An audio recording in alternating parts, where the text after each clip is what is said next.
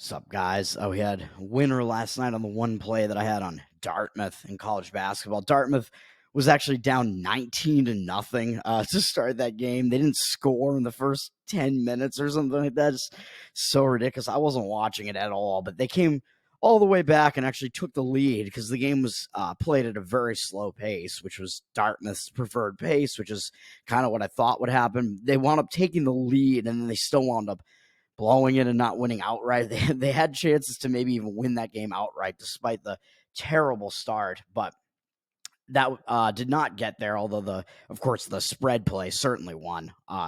They were covering the number. Once they got back into the game, they were within the number the whole rest of the way, and they could have won the game outright, like I said. So that would have been awesome, but still a nice win there, nice cover. Going to college basketball, I mean, this is a packed Saturday slate, man. It's always like overwhelming, and then trying to like narrow the games down, it's really tough to narrow the games down on Saturday, man. It's just like it all just hits you in the face. It's just so crazy. I'll mention the two like biggest games of the day. I'll just talk about them briefly. Duke, North Carolina is obviously like the big game of the day. It's 6:30 p.m. Eastern. Duke is at North Carolina. Duke ranked 7th, North Carolina 3rd. My lean in this one would be slightly to North Carolina. It's not going to be a play for me, but North Carolina is coming in as maybe the more embarrassed team because they just had a bad game against Georgia Tech, which I'll mention in a minute.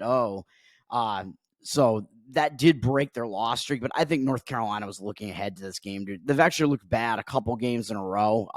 They didn't play well at Florida State, and then they dropped the game at Georgia Tech. So I think that's going to keep some of the public off of this game, I think. And the public's going to come in and say, well, wait a minute, North Carolina's favored here by how much? 4.5, something like that. And I think that there's going to be value on Duke here because of that, thinking that, well, these are two highly ranked teams. North Carolina hasn't looked good in the last two games, and think that there is value. Oh, we're getting Duke at this nice underdog price here, but Duke is the more overrated team out of these two. I think North Carolina, they're ranked almost like kind of where they should be. I think they're absolutely a top 10 team, but I think Duke is actually kind of on the outside of the top 10 based on the power ratings that I look at. So I think this number is actually slightly short, in my opinion. So North Carolina, like I said, in a better bounce back spot coming out of that really embarrassing loss at Georgia Tech. Duke is on a win streak and has looked better than North Carolina has in their recent games. Since Duke lost to Pitt, they haven't really done anything bad. But if you look at Duke's recent schedule, it's not impressive, dude. Like, they haven't even faced anybody good in the ACC yet, really. So they've had a weaker schedule than North Carolina so far, too. So I would trust North Carolina more. I think North Carolina is the more battle-tested team at this point already. North Carolina's had a significantly more difficult schedule than Duke has so far. So I like North Carolina more in that one. And then Tennessee and Kentucky is the other one. This, I think, is another one where the rankings are kind of off a little bit. I think Tennessee is ranked pretty much right where they should be at 5. I think they are like right around the 5th best team in the country. Kentucky, however, I think is actually outside of the top 20 power ratings wise, but they're being ranked number 10 in the country. So this line is kind of telling you that the rankings are a little bit off because Tennessee is actually favored on the road at Kentucky in this one. So I lean to Tennessee just because I think both teams are going to be up for this game. Both of these teams actually lost their prior game, which I'll actually mention both of those in a minute. I'll have a play against one of the teams that won one of those games and hesitant to want to play against the other, but I'll talk about that in a second. Hopefully this video doesn't take too long, but I lean to Tennessee in that one a little bit just because I think Kentucky is the more overrated team of the two. I don't think Tennessee is really that overrated. And I think both teams are going to be up for this game. And then I prefer to be on the team that is actually the better of the two teams, which is Tennessee. So that's the way I lean in that one. Certainly not going to be a play, but I'll talk about one of the games I just mentioned that I'm actually not going to be able to get there with, I don't think, but I lean against South Carolina at Georgia. This is close to a play on Georgia here. Georgia's just sitting at a 2-point favorite. They get 60% of the cash, but 54% of the tickets over on the other side on South Carolina. I think the public is certainly going to want to only be on South Carolina in this one because they're the team with the better record. And they made more waves because what did they just do? They just beat Tennessee on the road, dude.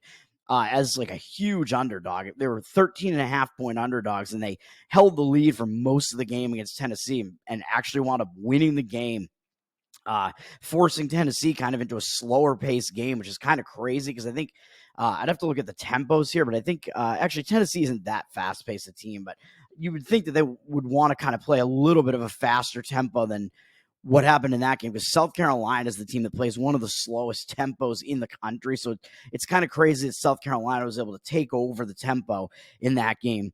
I was shocked that South Carolina beat Missouri by margin in the game before that, because of course I went against South Carolina in that one because that Missouri game was sandwiched in between them beating Kentucky and then them having to face Tennessee, which they also won. So South Carolina is just going crazy. So they have those two huge wins there in the last 3 games against Kentucky and Tennessee. This is going to be their second straight road game. They got to run out of steam, right? You got to think. So I would definitely lean to the Georgia side here, but Georgia's in a bad enough spot that I don't think I can quite get there with it. But South Carolina, they're the team that everybody's going to want, man. After they beat Kentucky and Tennessee in the last 3 games, no one's going to want to fade South Carolina here. Georgia, like I said, they have the worst record as well than South Carolina. They've lost a couple games in a row, but they were tough games. They did lose to Tennessee and to Kentucky not too long ago, but they actually played fairly decently in those games. They didn't lose by that much in those games, coming within single digits in both of those. But Georgia did also go in and beat South Carolina at South Carolina. So that's one thing that gives me a little bit of hesitation here, is there's a little bit of that in-conference road revenge angle. And I know once you get into these second meetings of college basketball, revenge is definitely a little bit overrated because like almost every game is revenge if the teams have played already. So not every single team is going to get revenge, although the road reversal revenge is a little bit more of a motivator, I think. So Georgia went into South Carolina and beat them. So I don't think South Carolina is going to forget that. But South Carolina, they're coming off just such a monster win that I think they're in the worst spot, but both teams are in bad enough spots that I can't do it. And Georgia just lost a close game at Florida, and then they just lost to Alabama, who is now in the rankings. And Alabama is still very underrated. They're a very good team, faced a very tough schedule. They're looking like a very good team now, though. They've done really well in the SEC so far. They had a really tough early out-of-conference schedule, too, Alabama.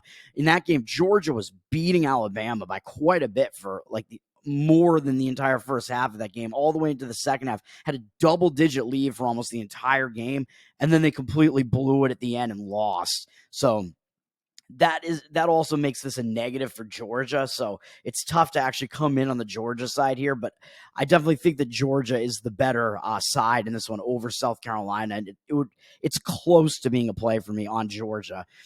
So I figured I'd just mention that. One of the other ones that I was kind of looking at was going to be to fade Monmouth, because Monmouth this is in the Colonial. Monmouth just beat Drexel.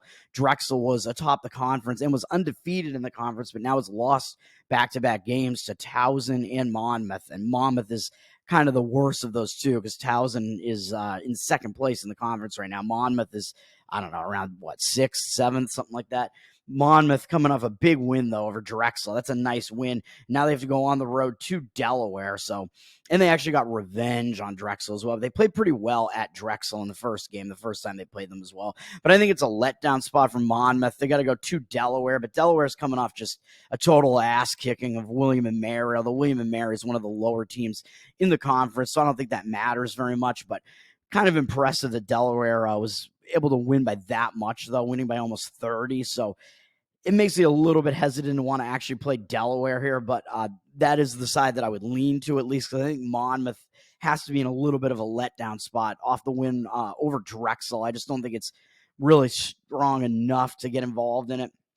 And there was one game in the Missouri Valley that I was almost going to be on that I was looking at. I think it's to play against Belmont. I would lean against Belmont a little bit because Belmont just had a really tough game against the conference leader, Indiana State.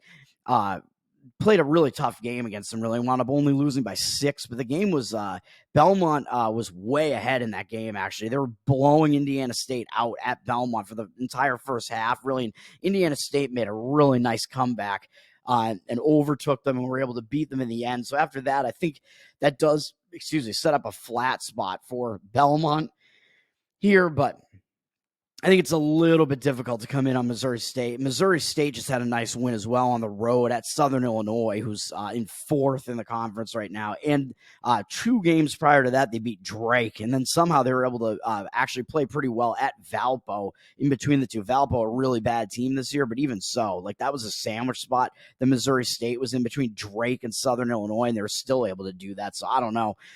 So I don't quite want to be able to try to get there with Missouri State.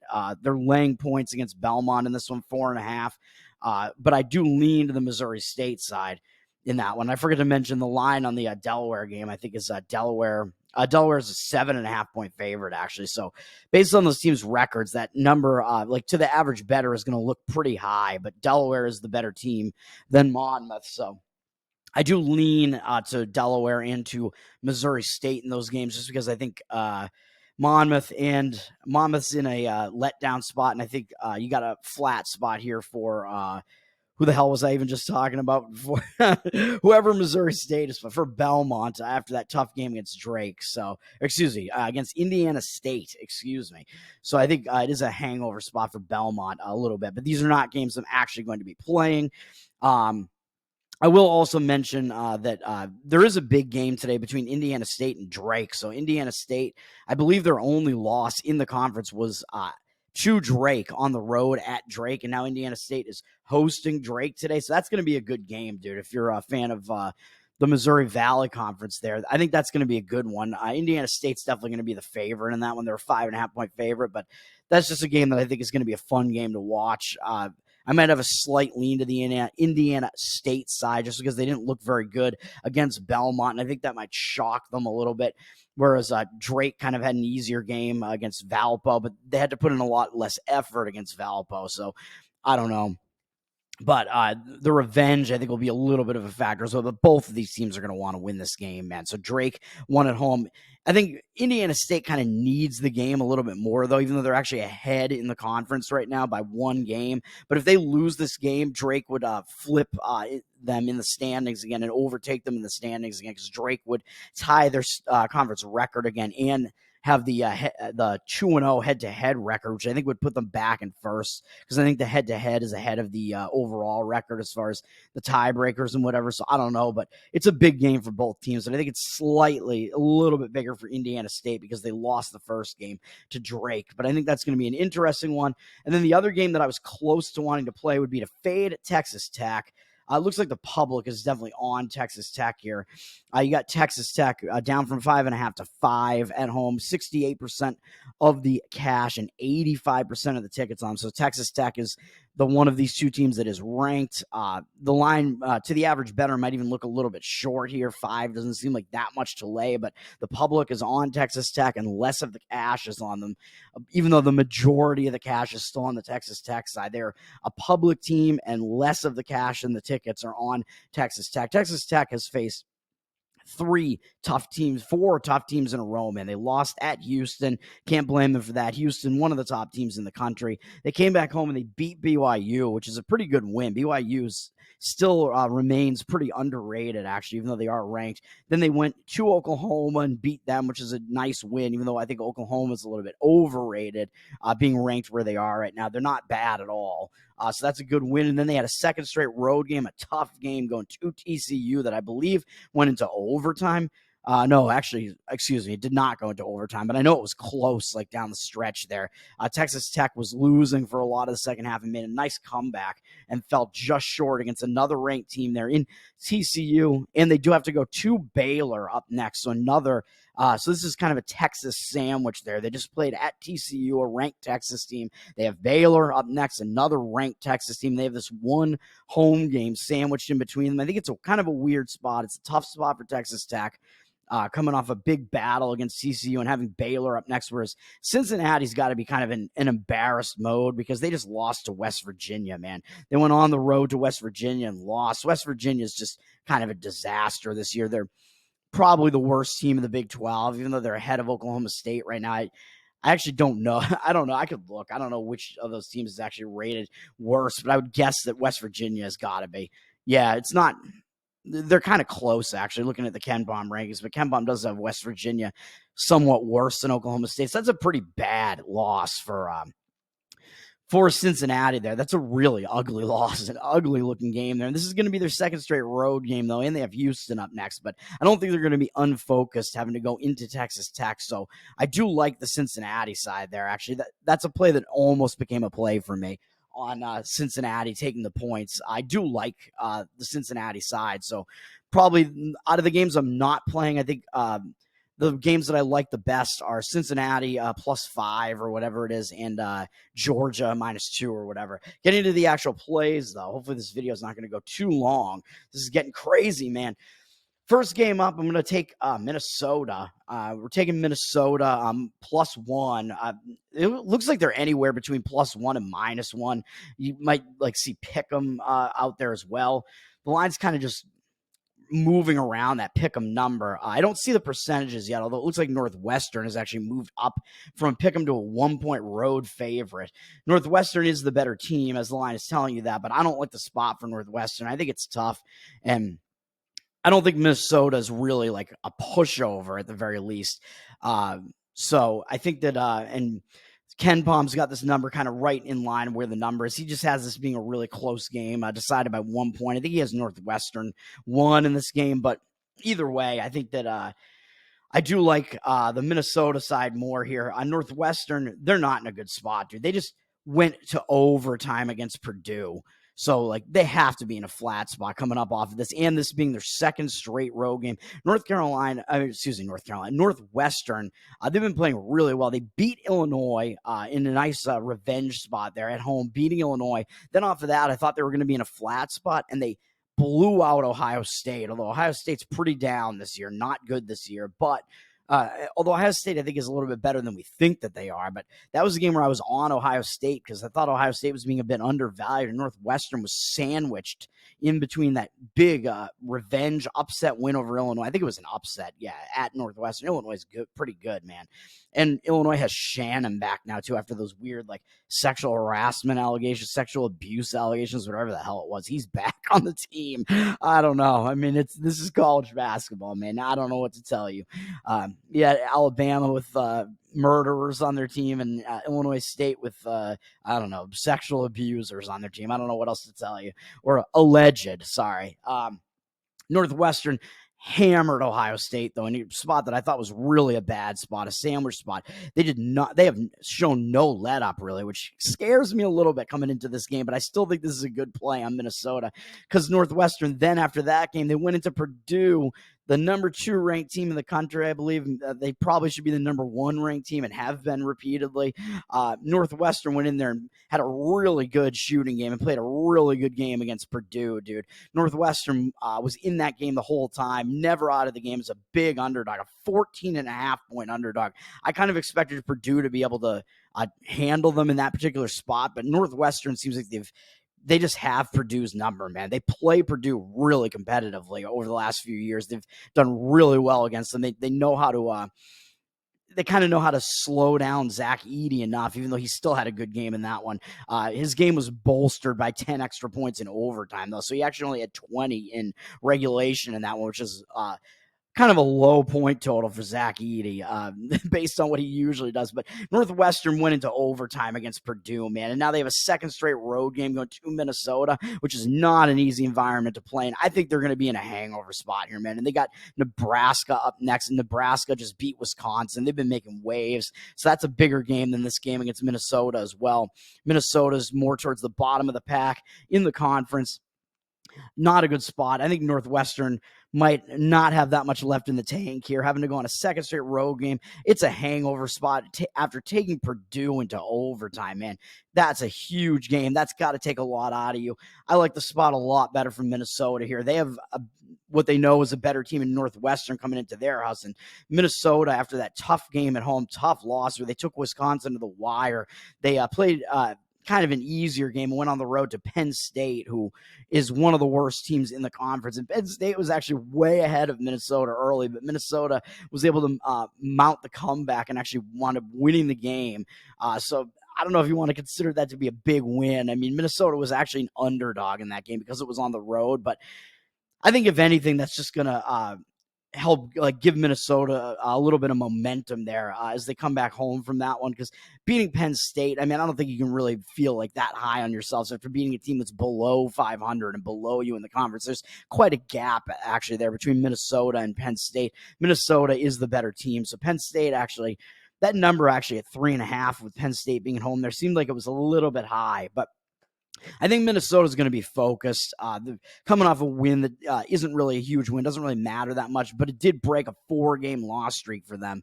So I think that's actually going to help them out. Like it'll give you some momentum coming into this game. So I like taking teams that just had a win against a team that's not really that good, which breaks like a loss streak, which that was the case with Dartmouth last night as well. So I like that spot when you've lost a bunch of games in a row, but then you just won your last game against not the most difficult opponent. That kind of like helps you regain some confidence, because you may have lost your confidence a little bit after that, although maybe not the case with Minnesota, because they did play tough in some of those losses, especially the Wisconsin one. But Minnesota's a tough team at home, man. So I like this one. Northwestern in a big-time hangover spot, I would say here. Northwestern has not been a good road team this year either. So they didn't play any road games until like a month into the season when they went to DePaul. And DePaul's that's just a cakewalk of a game. And it still wasn't even that impressive of a win for Northwestern, but that was a little brother situation, I guess, for DePaul, because I believe they're both Chicago area schools. So DePaul probably got up for that. Excuse me, but it wasn't a very impressive win for Northwestern. Then their other road games, they got annihilated at Illinois. They won on the road at Penn State, but not by much. They lost at Wisconsin, but you can't really blame them for that. Wisconsin's good. They lost on the road at Nebraska, although Nebraska's been playing pretty well as well. And they lost on the road to Purdue, of course, in their last game in overtime, which you can't blame them for that, obviously. That was a very good performance out of Northwestern in that game. But still, they're whatever they are, 1-4 on the road or whatever it is. So still, they have not fared well on the road, just in general. I like the spot for Minnesota here. So that's play number 1 in college basketball. Let's not take too long here, man. Minnesota +1. Next game up is going to be on Texas San Antonio. This is going to be a fade of Rice. Texas San Antonio has actually flipped from a 1.5-point dog to a 1-point favorite, and it's continuing to move in their direction, man. So I would want to probably try to get on this when it's still like a pick the winner situation. I laid 1 point with Texas San Antonio, UTSA here. The market does look like it's agreeing with me, moving in my direction. UTSA has 92% of the cash, but 79% of the tickets. So they do have the cash discrepancy, even though it looks like they're a little bit public. I don't know if they really could be public just because Texas San Antonio is really not a good team. So I don't know what the deal is with that. They're one of the worst teams in the whatever it is, the American Conference, although they're actually ahead of Rice in the standings, but they have the same conference record and overall record. So I don't know. People might just be like, well, they have the same record and they're at home, so let's take them. I don't know what the sense is there, but UTSA, I mean, they've been pretty competitive at home, really. They took FAU into overtime at home a few games ago, which is crazy, but I don't think anybody really saw that game. And then they beat Tulane at home, which is a decent win. And then in the last game, they went out on the road and lost to South Florida. South Florida's been playing pretty well in the conference, man. So UTSA, actually, they've played all like really, they've had this like conference schedule front loaded. Like the only like easier games that they played in the conference so far have been at Tulsa, which was a bad loss for them, really not good, and a win at Rice. So they did win at Rice. So you might think, well, this is kind of like this road revenge type of angle here. Rice probably remembers that, right? Like Rice lost on their own floor to this UTSA team. So why would you want UTSA? Well, UTSA is coming off a loss against South Florida, which South Florida, like I said, they're the second. They're ranked second in the conference right now, so they're certainly not a bad team. They've played really well against some of the better teams in this conference, so you can't really blame UTSA for that loss. But I like the spot a lot better for UTSA here because they are coming off a loss, which I think might have them refocus here for Rice. But Rice, they're coming off a game where they just upset Memphis on the road, man. Now they have to play their second straight road game here. That was a big win over Memphis. 14.5-point underdogs are what Rice were in that game. And Rice led almost the entire game. Memphis got back into the game, took the lead later in the game, and Rice still was able to get back ahead of them, overcome it, and beat them. I think Memphis, that might have been the game that knocked Memphis out of the ratings. I'm not sure. Maybe rankings, the top 25. Memphis maybe was knocked out in the previous game. I don't know, because Memphis has now lost 4 games in a row, and they're not as good as what their rankings were earlier in the season, man. Memphis, I think they were overrated going into the tournament last year because they had beaten kind of an injured Houston team in the conference championship. Houston was without Sasser in that one, I believe. Memphis, they were just overrated again at the beginning of this season, man. But that's still a huge win for UTSA. Memphis is still for Rice. excuse me. Memphis is still the way better team than Rice. That's a 14.5-point upset for Rice. And now they have another road game here, even though it is against a team that beat them in their own house. Then they have SMU and South Florida after this. And SMU is 5th in the conference, and South Florida 2nd in the conference. They have 2 bigger games in the conference coming up after this one too. So I really don't know if they're going to be totally focused on Texas San Antonio, even though Texas San Antonio beat them in their own house. When you're riding this high and having to play a second straight road game, coming off a huge upset win over Memphis, a max effort game, huge win for Rice. I don't know if they're going to have enough left in the tank here, whereas at least UTSA are kind of in a bounce back spot, coming back home off of a fairly ugly loss, even though it was to a decent team. So I like the spot a lot better for UTSA. The market seems to agree with me. I believe that the KenPom rankings agree with me too, even though, of course, he does have Rice ranked significantly higher than UTSA, but the line is telling you that. That's why UTSA is only a 1-point favorite at home, and they weren't even favored when this line came out. But I would not want to let it get to like 1.5 or 2 here. I would want to get on it before it gets totally out of control. KenPom actually does have Rice winning by 1, but similar to the other game that I'm on here, when it's kind of just like in that ballpark of this team winning by 1 or this team winning by 1, it's like a pick the winner situation. I just follow what my handicapping tells me to follow as far as the situation is concerned. I know the situations, man, so I like it. I like UTSA in that one. Next up, I have 4 plays here. Next up is Texas A&M minus 2.5, and I think this line might be going up a little bit too. It looks like they're down from 3.5 to 3, but they have 74% of the cash and 69% of the tickets, so they do have the cash discrepancy. It looks like it's 3 with reduced juice, so I think you can find 2.5s out there because I did. There looked like a couple of books are at the 2.5. I probably wouldn't even mind laying the 3 on Texas A&M, to be honest. Texas A&M is the slightly lesser team than Florida here, as KenPom, his rankings will tell you, although he does have this line at 2, I believe, on Texas A&M, so I don't love the 3 if that's the number that you have to take here, but I still like the side here for Texas A&M, so I think I still would not mind that play. I like it better at 2.5, obviously, or 2, but I don't think you're going to find a 2 anywhere. Texas A&M's coming off a loss at home to Ole Miss, which not the greatest performance in their last couple of games, to be honest. They returned home. They haven't looked good recently. Since Texas A&M beat Kentucky, they've been off, dude. They had a horrible game against Arkansas, although they made a huge comeback. That was a game where I took Arkansas because Texas A&M was in a big letdown spot coming off the Kentucky win after losing to Auburn, who's quite good the game before that, but a huge win over Kentucky. They had a bad game against Arkansas. Arkansas was absolutely wasting them, but then Texas A&M actually came all the way back and almost won the game, which I was like, this is so bad. I thought Arkansas might not even cover the +3, but they still got there, so thankfully for my play there. Then Texas A&M had a second straight road game, which is never really the easiest spot, especially when you just made a huge comeback like that. They might have not had that much left in the tank going to LSU, but still won the game. Then they came back home and beat Missouri, not very in impressive fashion either. And then they lost to Ole Miss, who, as I've been saying, is very overrated, even though I played Ole Miss in their Mississippi State game, and that one got there for me. But Ole Miss, not the greatest team. Texas A&M did lose to them on their own floor. So that's what they're coming off of. They don't really have anything up next with Missouri up next, a team that they just beat. So I think they're going to be focused on Florida, man. Florida's got a decent record. They're ahead of Texas A&M in the standings. Texas A&M's coming off a loss. I think they're going to want to bounce back from that loss against Ole Miss. Ole Miss, not really the greatest team, even though their record makes them look better than they actually are.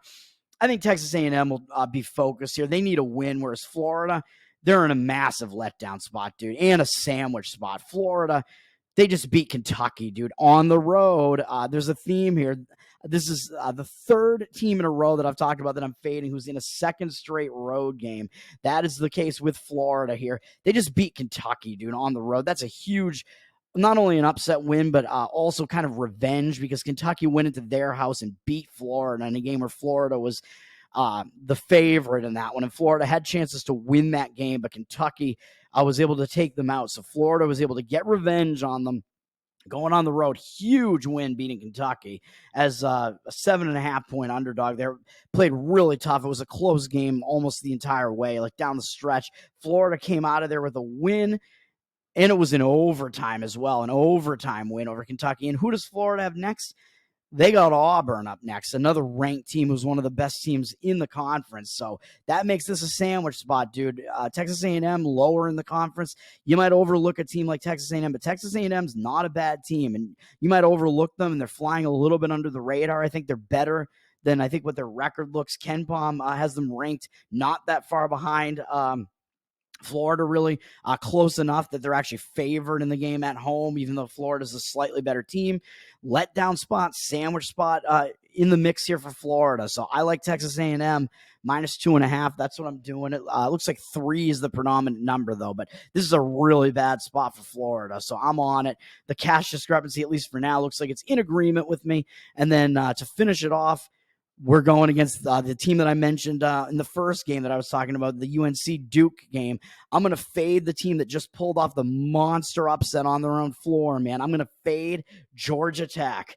And I think people, after they've seen what Georgia Tech has done recently, I think they're not going to want to lay all these points with NC State here. But Georgia Tech, dude, they're in a major letdown spot. And before that game, they lost a bunch of games. They've been awful in the conference. They only have 2 ACC wins. And after the first one that they had, which was, actually, wait a minute. Yeah, they had, I think I played against them after, so they played really well on the road at Duke, actually, but wound up losing the game.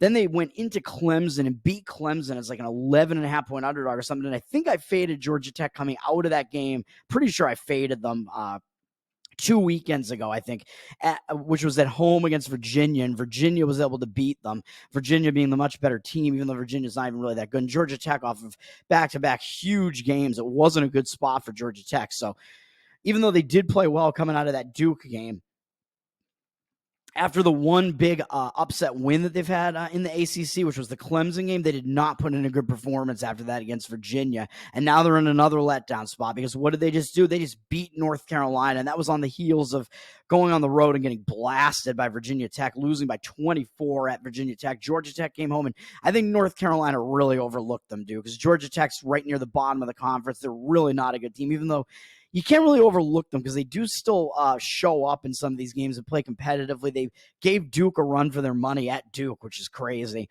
And they beat North Carolina, man. I think North Carolina was looking past them. I think North Carolina was looking ahead to the huge game against Duke that they had coming up here. So I think that was what happened there. North Carolina got caught. It is still an impressive win for Georgia Tech nonetheless. And Georgia Tech actually had to come back in that game. North Carolina was beating them for pretty much the entire first half. But after that, that's a huge comeback win.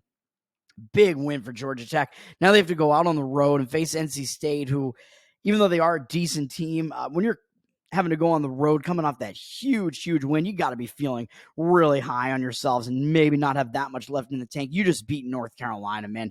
You're riding that high. You're really probably feeling a bit way too high on yourselves, and you're going to run into an NC State team that just broke a loss streak. NC State had lost 3 in a row, not impressively, to Virginia Tech at home, then lost at Virginia and at Syracuse. Really not a good stretch of games for NC State, losing to some of the like mediocre conference teams here. And then they beat Miami, who of course was in the Final Four last year, but is not as good this year, and I think they were overrated last year. I think it was kind of shocking that they did as well as they did in the tournament last year. They were not as good as a Final Four team, really, even though they did make the Final Four last year. They were not as good as people thought that they were, and they're not that good this year either, but NC State was able to just beat Miami only by 6 at home, though. But I think that's going to be good for them because, like I said, that's kind of like a momentum starting type of win where you just broke your loss streak. You're not feeling like overconfident in yourselves off of a win like that. You just feel like pretty good. Like, well, that at least tells you we can win games here. Because when you're mired in a loss streak, you might start feeling like a little bit deflated. But then when you get that win, it's like you're back on the winning side of things. You're over the hump. It wasn't like a win that's going to take a lot out of you, really.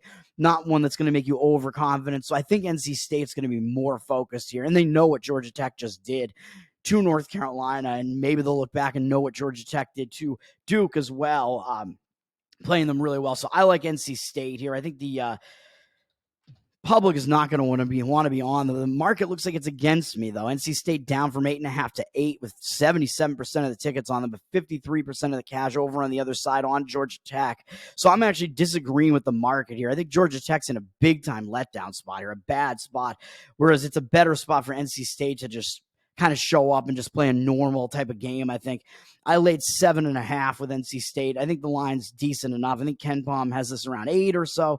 So that's what I'm on there. Going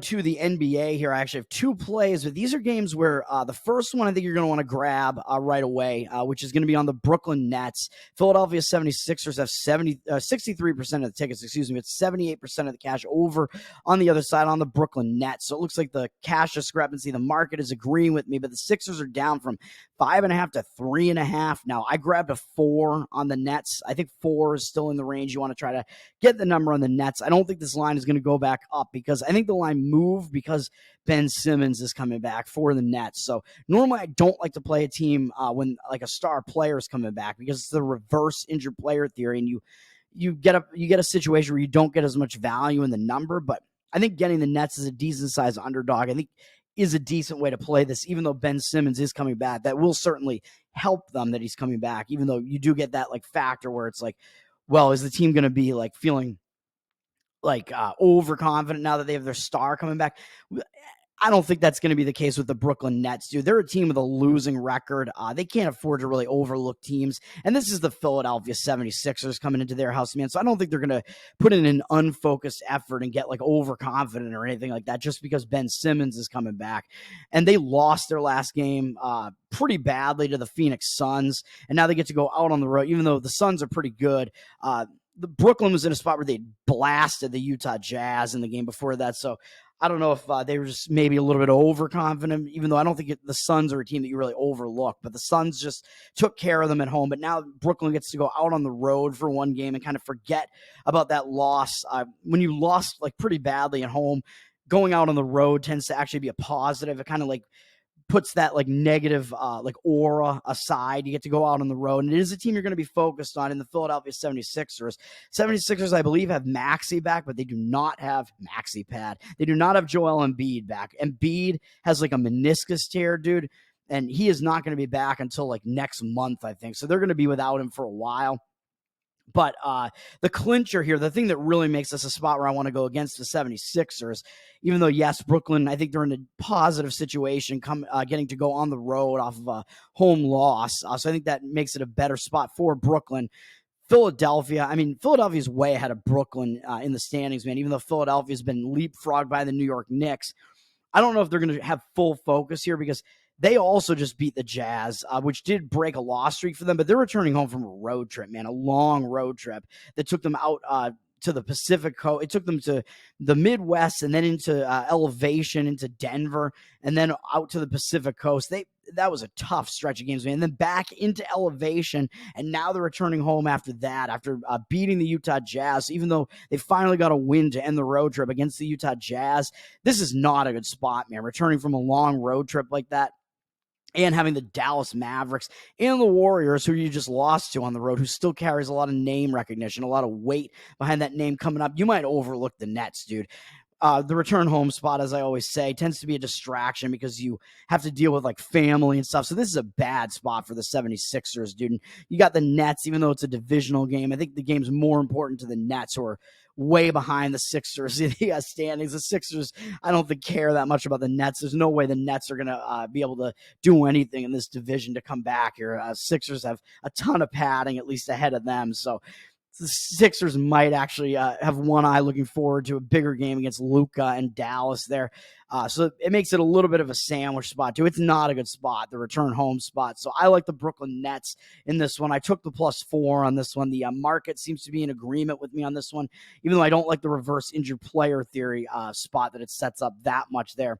The other play I'm going to be on is going to be to fade the LA Lakers, even though the line looks like it's against me here, man. I don't like this, but I would actually wait on this one because I think you can get a better number on the Knicks once we see how the injury situation pans out, because there's no way that the injury news could get worse for the Lakers. But in this game, there's a possibility that Anthony Davis and LeBron both come back for this game. I actually was kind of surprised neither of them played in the Celtics game, and they still won against the Celtics, which is why I'm going against the Lakers here, even though the line's down from the Knicks 6 to 4.5. The Lakers have 61% of the cash on their side, but the Knicks have 58% of the tickets. So the market looks like it's against me, but I don't agree with it, man. I'd lay like maybe somewhere around the 4.5 with the Knicks, but you might be able to get a better number once this all shakes out, because if the news is that LeBron and or Anthony Davis are coming back for the Lakers, this line could only go down a little bit more. At worst, it'll probably stay like kind of around where it is. So I would this one I think you can wait on and potentially get a shorter number on the Knicks here. But the Knicks have been on fire, man. They've won a ton of games in a row, and I tend to not think that there's value in teams that have been on fire, winning a ton of games, but it is also good momentum that you're jumping on the momentum train there. And the Lakers, they're in a total letdown spot, dude. They were 14-point underdogs without LeBron, without AD, and they went in and they beat their like cross-country rival. There's still a big rivalry there between my Celtics and the Lakers. They beat the Celtics. I mean, this is just, it's a huge letdown spot, dude. That was a monster upset for a shell of a Lakers team. The Celtics, I don't think, took them seriously, and the Celtics totally got caught.